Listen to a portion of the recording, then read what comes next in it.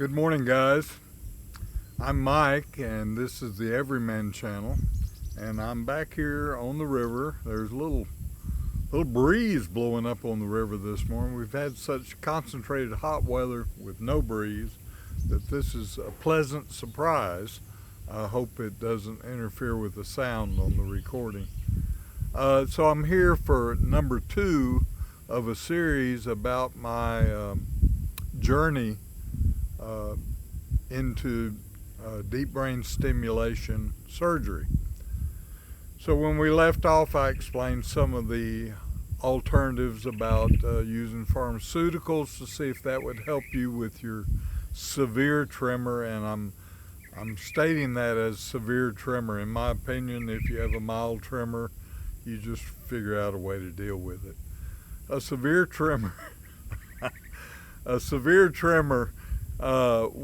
one doctor explained to me, and it reminded me of several things, but he said if you take a cafeteria tray and you put a saucer and a couple of plates maybe and some silverware on it, and you walk 50 feet across the cafeteria, how many items would still be on your tray? And the answer for me, especially at that time, was 0. Because when the first half of the things on my tray fell off, I would throw the rest of them off and run out of the cafeteria.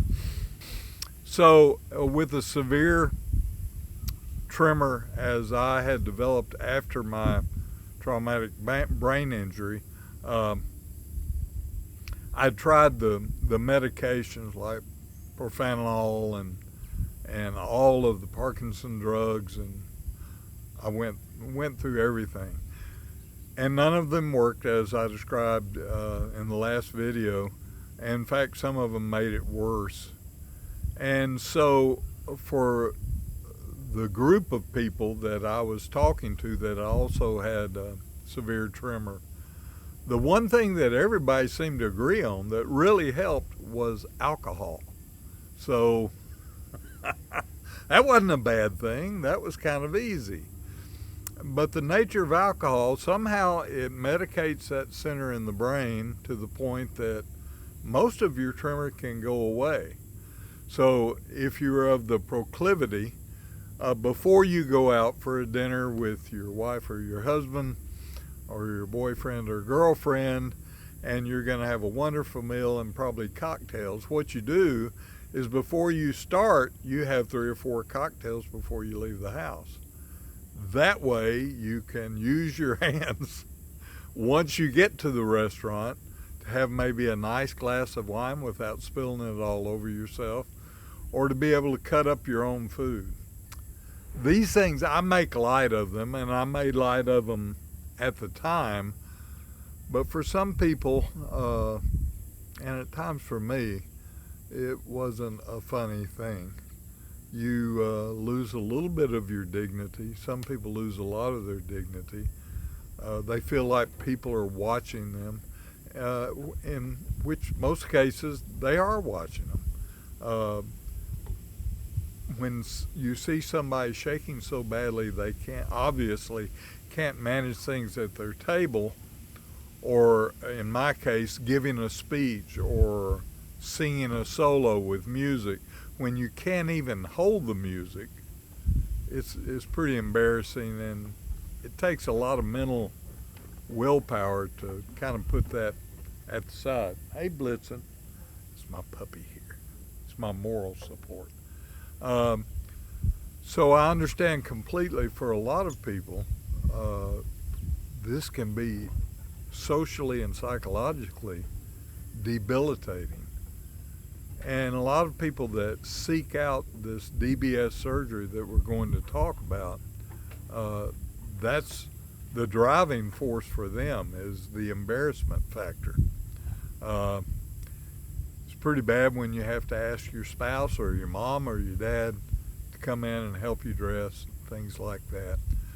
One of the things I had trouble with was just buttoning buttons. So I got snaps. I got a snap shirt on this morning. Here we go. Need to snap it up a little bit. Snaps are wonderful for people with a tremor. Okay, Blitzen, you need to settle down. Oh, buddy. Oh, buddy. So I guess the point I'm trying to make is everyone's different. Everyone has a little different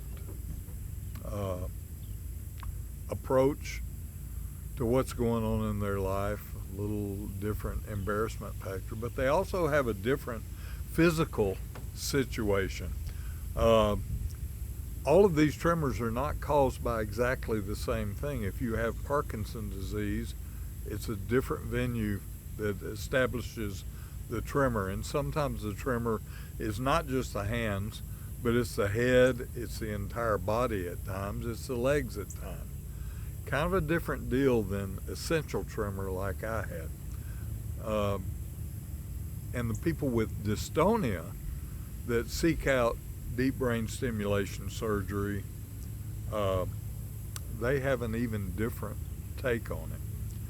And for that reason, these surgeries have to be vetted by the surgeon, by the psychoanalyst, by the psychologist, by the physical therapist. So what I'm telling you is if you choose to seek this out, be prepared for a lot of testing. And it's for good reason. They want to make sure that you have the ultimate result, that when you go through all of this rigmarole, you come out with a nice result. And I'd say from the people I've talked to, and I've talked to hundreds of people who have gone through the surgery, I'd say somewhere in the high 90s percentile have an excellent result. They have a better than satisfactory result. And that's certainly true with me. So you have to be prepared once you find a doctor.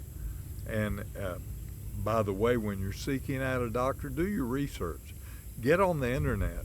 Find a doctor that does these every week, not once a month or once every 3 years. You want somebody that's comfortable being inside someone else's head. That sounds kind of crazy, but that's actually what happens. And they will have the confidence to tell you ultimately whether you're a good candidate for this or not. But back to what I was talking about, alcohol. I'm not a teetotaler. I've always been an imbiber in moderate levels of alcohol, and sometimes when I was younger, out of hand levels of alcohol. But it's amazing how the tremor dissipates when you reach a certain level of alcohol. The problem with alcohol, I mean, you'd say, well, maybe we could just work this out and just stay on alcohol all the time. The problem with it is the next day, the next morning, and all the next day. For me at least, and for most people I've talked to, the tremor is much worse. So for an evening of bliss, you pay for it the next day or two. So check out what I'm saying. If you're one of these people that suffer with severe tremor, I think you probably already know it. And for some people, alcohol obviously is not the answer. I've never had a problem. Some people do, and I understand that completely, and I wouldn't advise you to go down that road. Other things are developing on the market.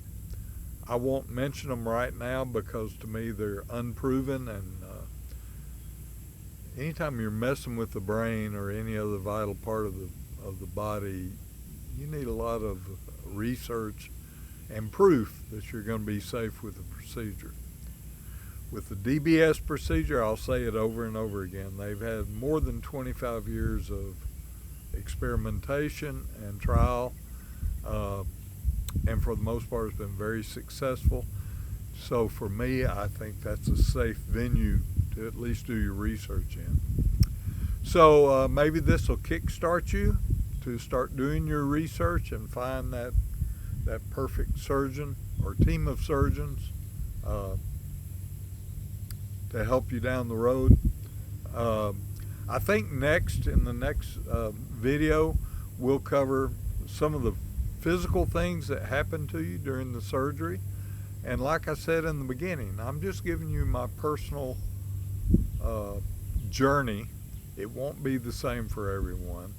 Every surgeon does this a little bit differently, but for the most part, very similarly.